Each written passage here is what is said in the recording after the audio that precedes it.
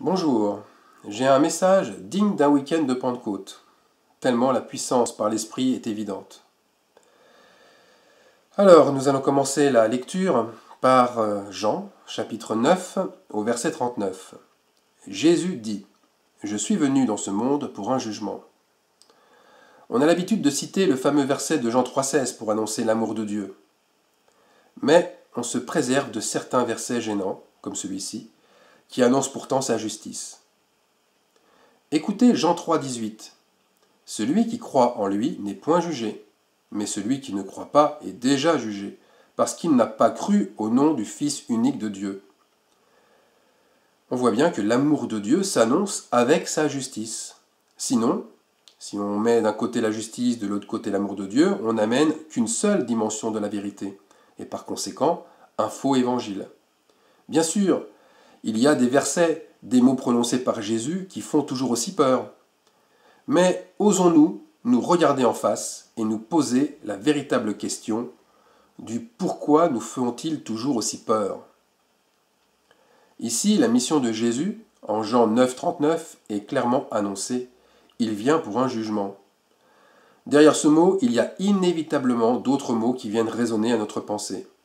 Tribunal, faute, punition, châtiment, malédiction même, accusation parfois, et bien sûr condamnation. Et là, c'est trop. Pour beaucoup, c'est beaucoup trop. Il y a blocage. Pourquoi ?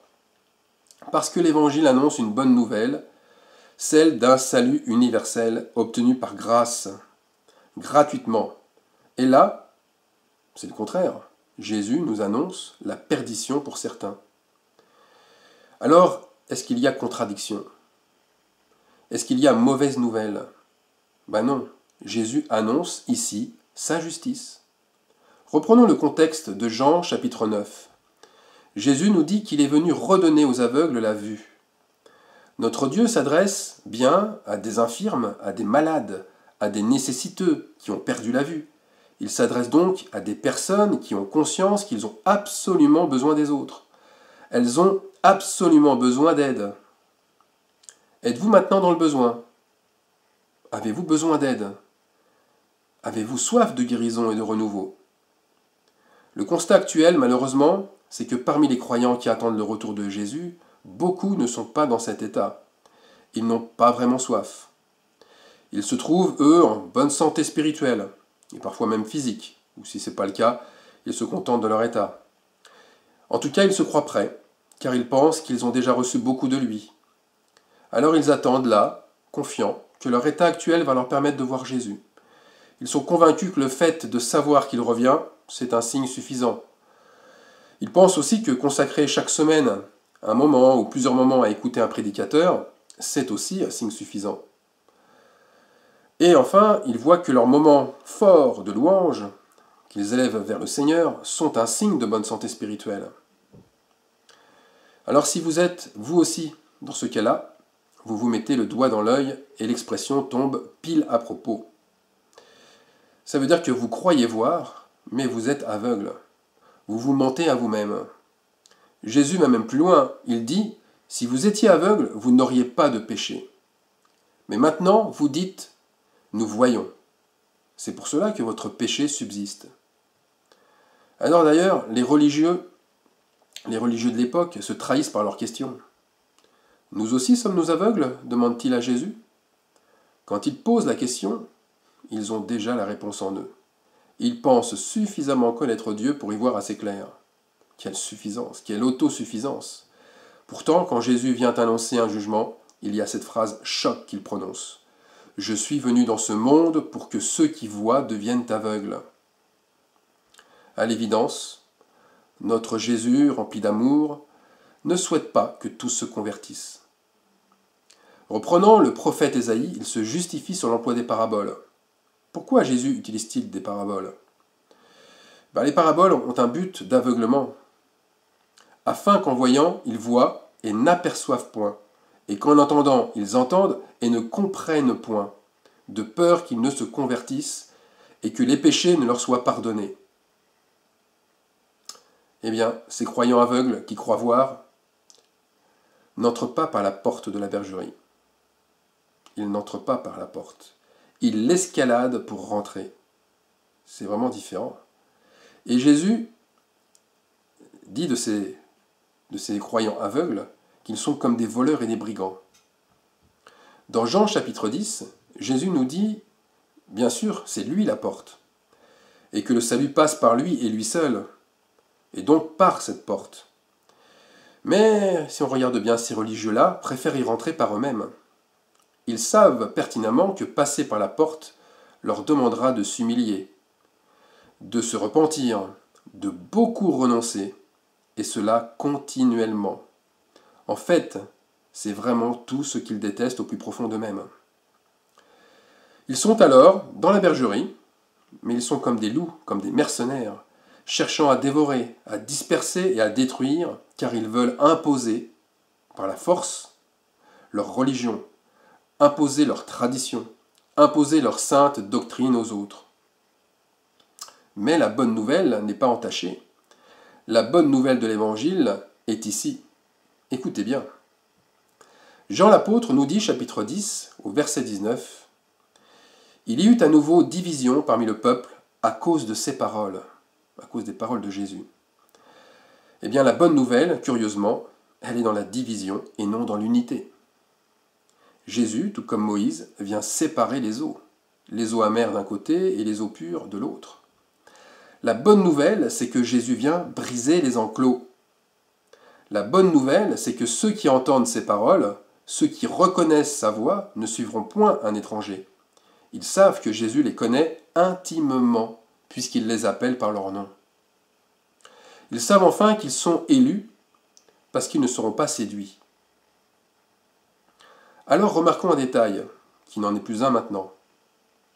Après avoir fait rentrer les brebis dans l'enclos, tiens, qu'est-ce qui se passe? Il les fait sortir. Il ne leur dit pas, restez là et n'ayez aucune crainte. Je vais vous garder, je vais vous nourrir, je vais vraiment prendre soin de vous. Non, rien de tout cela. Au verset 3, le portier lui ouvre. Le portier, c'est Jésus. Et il les conduit dehors. Lorsqu'il a fait sortir toutes ses propres brebis, là j'insiste bien sur toutes ses propres brebis, il marche devant elles, et les brebis le suivent, parce qu'elles connaissent sa voix.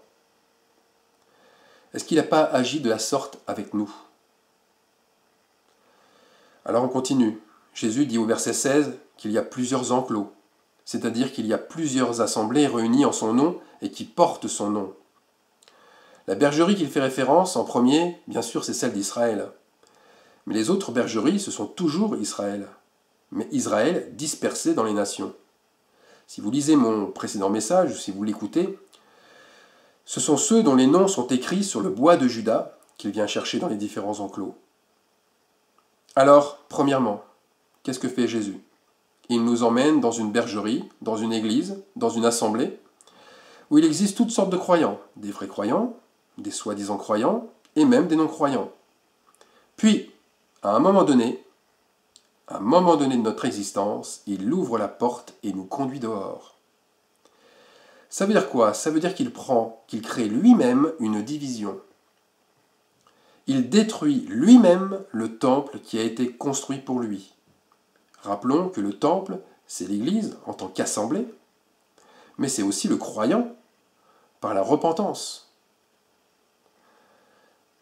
Alors, l'enclos peut être construit par le système religieux aussi, que vous avez adopté, sans forcément que vous apparteniez à une église dénominationnelle. Vous vous êtes aussi peut-être emmuré vous-même, sans y prendre garde. Vous avez été, comme les Israélites, déportés à Babylone. Mais quand Jésus revient, au moment où il revient, il détruit ce faux temple. Il vous amène lui-même, je dis bien lui-même, à la repentance. Alors une confirmation de cela se trouve un petit peu plus loin, dans Jean chapitre 10. On célébrait à Jérusalem la fête de la dédicace, c'était l'hiver. Bon, a priori, difficile d'y voir une confirmation. Eh bien, regardez bien, cette fête, figurez-vous qu'elle rappelait la restauration de l'autel du temple. La restauration. Pour fêter la restauration, il faut bien qu'avant, il y ait une destruction. On ne restaure pas quelque chose qui est neuf et solide, mais quelque chose qui est vieux. on restaure des ruines. Alors une autre chose aussi à prendre en compte, lorsque Jésus nous fait sortir de l'enclos, est-ce que c'est pour nous emmener dans un autre enclos? Est-ce que c'est pour nous emmener dans un enclos plus spacieux, plus moderne, peut-être plus neuf? Ça peut être aussi dans le sien. Alors réfléchissez bien à cela. Il nous emmène, mais il nous emmène dehors. Il nous libère de l'enclos. Et définitivement, nous sommes véritablement libres. Nous sommes alors conduits par lui dans de verts pâturages, mais sans enclos. Alors je profite de cet exemple pour vous dire que moi qui vous parle, je ne suis pas dans un débat d'idées. C'est pas mon but, hein. Je ne suis pas en train de vous faire passer mes idées sur la question. Ça veut dire que je vis ces choses. Je les vis concrètement. Je ne suis pas un cas isolé aussi. J'ai des frères et sœurs qui vivent la même chose que moi. Et je ne suis pas non plus un prédicateur, comme on pourrait le croire, parce que je fais un message. Je n'ai surtout pas vocation à l'être. Je suis, comme mes frères et sœurs ici présents, je suis un électron libre. Je n'ai pas d'attache religieuse ni humaine. Donc, c'est vrai, ma parole est libre. Elle est libre de tout lien. Nous sommes sortis de l'enclos. Nous sommes sortis de l'enclos. Et nous sommes un témoignage vivant de cette œuvre magnifique de Dieu. Pareil, je ne vis pas de l'évangile, dans le sens où je ne perçois aucune rémunération. Les collectes que l'on fait sont pour les besoins de l'Assemblée. Mais je vis, en tous les cas, pour l'évangile, car c'est mon Dieu qui passe en premier. Ça, c'était une petite aparté. Revenons maintenant à la bergerie. Je ne sais pas si vous avez remarqué une autre chose. Jésus nous fait rentrer par une porte et nous amène en premier dans un enclos. C'est-à-dire que nous sommes prisonniers, d'abord, en premier, d'un système religieux. Ça veut dire que nous sommes enfermés par des dogmes et des doctrines qui nous attachent à des élites et qui nous attachent aussi à des institutions. Puis, le Seigneur arrive. Et là, qu'est-ce qu'il fait? Il vient délivrer ceux qui lui appartiennent. Il vient ôter leurs liens religieux. Il vient briser leurs fausses croyances. Et bien sûr, consoler véritablement leur cœur brisé. Parce que dans cet enclos, on l'a bien compris, il y a toutes sortes de croyants. Et bien sûr, les déchirements, les actes de violence sont légion. Ils sont vraiment très nombreux. Cet enclos, c'est le creuset du croyant. Ce n'est pas une injustice, c'est un creuset. C'est sa mise à l'épreuve. C'est notre traversée du désert. C'est la captivité à Babylone. Alors la question cruciale, et pour tous les croyants la même, est-ce que l'on va sacrifier, est-ce que l'on va renoncer aux choses du monde pour nous-mêmes, pour soulager notre conscience, ou bien est-ce qu'on va faire tout cela pour Jésus, pour le Seigneur? Alors, chose étonnante, c'est qu'il n'y a pas qu'un seul troupeau dans l'enclos. Il y a un autre troupeau. Il y a le troupeau des soi-disant croyants. Et celui-là, il suit les étrangers.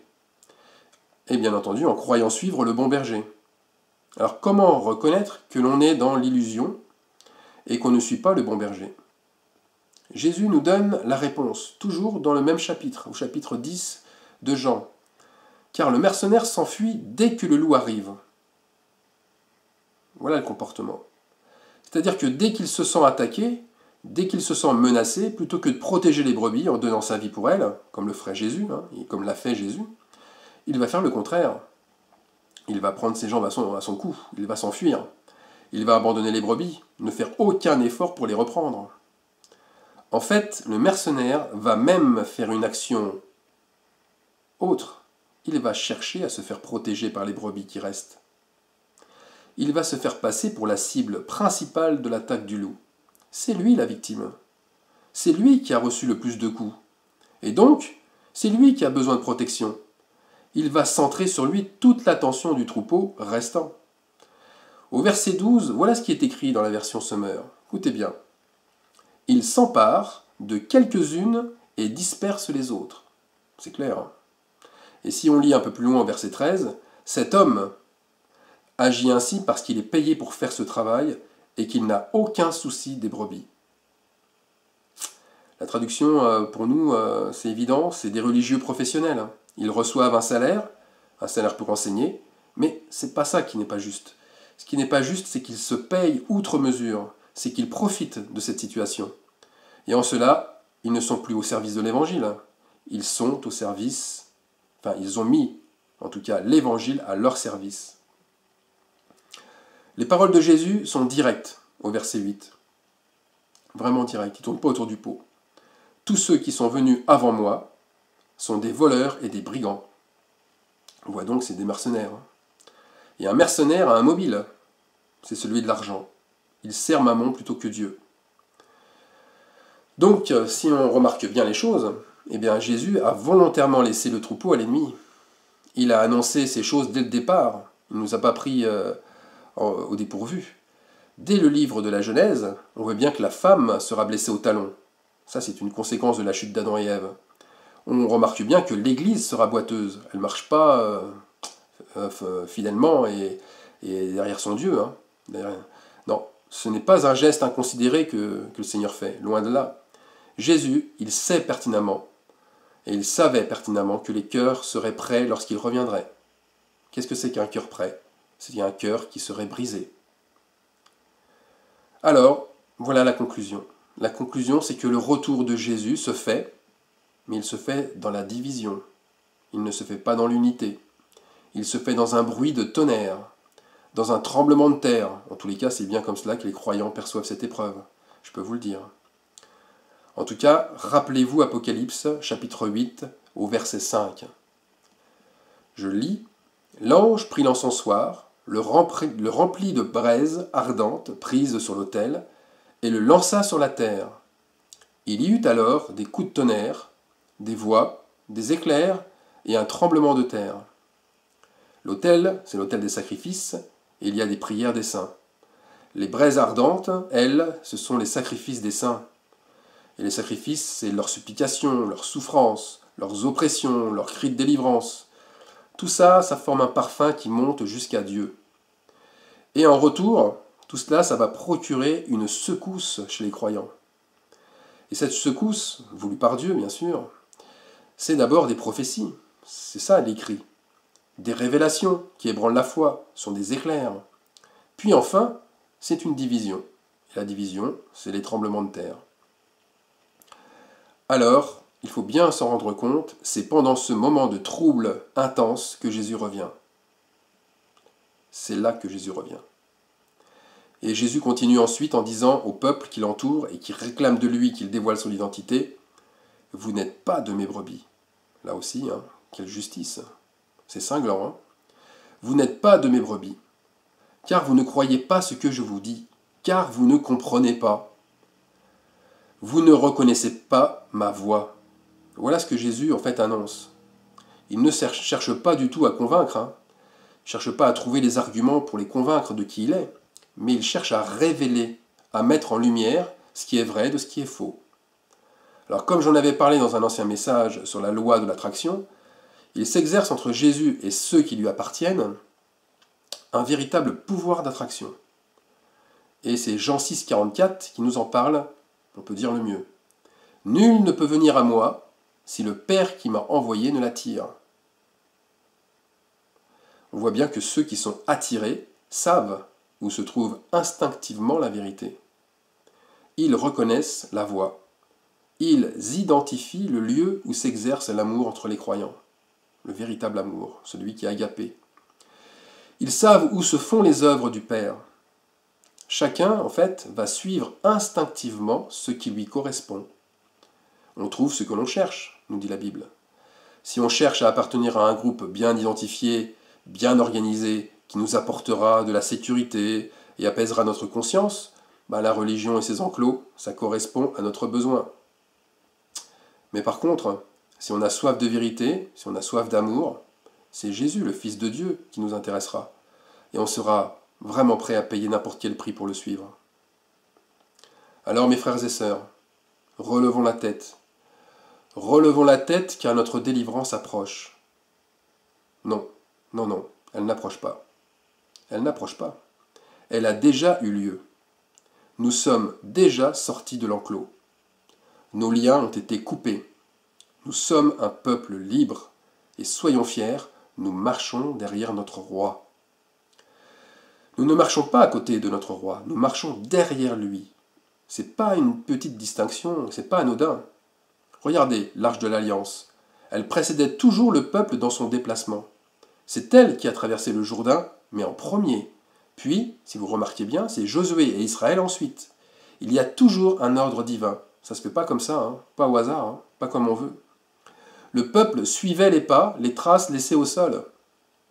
Alors, l'exemple, on l'a dans Josué, chapitre 3, versets 3 à 4. Voilà ce que ce verset nous dit. Ces deux versets nous disent. Lorsque vous verrez l'arche de l'alliance de l'Éternel, votre Dieu, portée par les sacrificateurs, les Lévites, vous partirez du lieu où vous êtes et vous vous mettrez en marche après elle. Écoutez bien là maintenant. Mais il y aura entre vous et elle une distance d'environ 2000 coudées. J'ai fait le calcul, 2000 coudées, c'est à peu près environ 1 kilomètre. N'en approchez pas. Elle vous montrera le chemin que vous devez suivre, car vous n'avez point encore passé ce chemin. Vous voyez, hein, faut être attentif et vigilant quand on suit le Seigneur. On a vite fait de perdre ses traces. Et si nous marchons à côté de Jésus, mais alors les œuvres du Père ne nous précèdent pas. On doit vraiment marcher derrière. De même, il ne marche pas à notre place dans les difficultés. Ça aussi, ça serait voir faussement les choses. Alors, bien sûr, cela me rappelle une jolie histoire qu'on nous racontait autrefois, où dans cette histoire, un croyant en vision revoyait sa vie sur terre.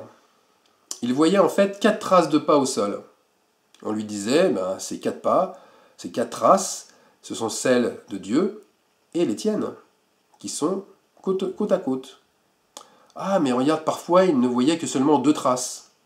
Alors, posant la question au Seigneur, le Seigneur lui répondit que ces 2 traces, c'était lorsqu'il avait des épreuves, et c'était le moment où Jésus le portait. Cette histoire est belle, mais totalement fausse. Mais vraiment totalement fausse. Pourquoi ? Parce que le Seigneur ne porte personne. Il ne porte personne, il ne fait pas de son peuple des infirmes. Il rend ses jambes à celui qui est boiteux. C'est ça la différence. Il ne fait pas non plus de son peuple des assistés. Au contraire, il les fortifie et leur donne du courage. Et son but, c'est de faire de ses enfants des fils. Alors c'est vrai qu'il y a 2 pas au sol. Et dans la véritable histoire avec notre Dieu, il y a toujours 2 pas, mais il n'y en a pas 4. Et les traces de ces 2 pas, ce sont les siennes et les nôtres. Pourquoi je dis ça ? Parce que nous mettons nos pieds dans ses pieds. Nous mettons nos pieds dans ses traces. Nos pas sont mêlés. C'est ça, marcher librement par l'esprit. On ne voit qu'une seule trace de 2 pieds, car tout disciple accompli est comme son maître. Ils ne font qu'un. Alors nous entrons, c'est vrai, dans une nouvelle dimension de la foi. Nous devons, en tant qu'élus, entrer dans la plénitude de Dieu. On doit entrer dans ces 4 dimensions dont parle Paul dans Éphésiens 3, 17 à 18. Ces 4 dimensions, c'est bien sûr la largeur, la profondeur, la longueur et la hauteur de son amour. Alors pour finir, j'en reviens au début de mon message. La justice avec l'amour. Nous rétablissons, mes frères et sœurs, ces 2 entités divines. C'est vrai, elles marchent ensemble, dans une même trace, dans un même pas. Concrètement, ne citons pas Jean 3,16. Ne citons pas juste Jean 3,16 isolé de son contexte. Mais citons Jean 3,16, 17, 18, 19, 20 et 21. Si nous faisons que du Jean 3,16, c'est un faux évangile. C'est un faux évangile qui est annoncé. Ne retirons pas la justice de l'amour de Dieu. Jésus, dans le chapitre 3 de l'évangile de Jean, dit à Nicodème qu'il doit naître d'esprit et qu'il doit naître d'eau. Il y a bien là aussi confirmation de ces 2 entités. L'esprit, c'est l'amour de Dieu, et l'eau, c'est la justice, celle qui efface et qui purifie les péchés par la repentance. L'un ne va décidément pas sans l'autre. Alors, on va finir par lire donc Jean 3,16 jusqu'à 21. Donc je prends ma Bible. Ça y est. Alors, je lis. Car Dieu a tant aimé le monde qu'il a donné son Fils unique, afin que quiconque croit en lui ne périsse point, mais qu'il ait la vie éternelle. Dieu en effet n'a pas envoyé son Fils dans le monde pour qu'il juge le monde, mais pour que le monde soit sauvé par lui. Ça, c'est le côté amour. C'est le côté je donne ma vie pour tout le monde, et j'aime tout le monde. Mais la justice, c'est ce qui suit. Celui qui croit en lui n'est point jugé. Mais, celui qui ne croit pas est déjà jugé, parce qu'il n'a pas cru au nom du Fils unique de Dieu. Et ce jugement, c'est que la lumière étant venue dans le monde, les hommes ont préféré les ténèbres à la lumière, parce que leurs œuvres étaient mauvaises.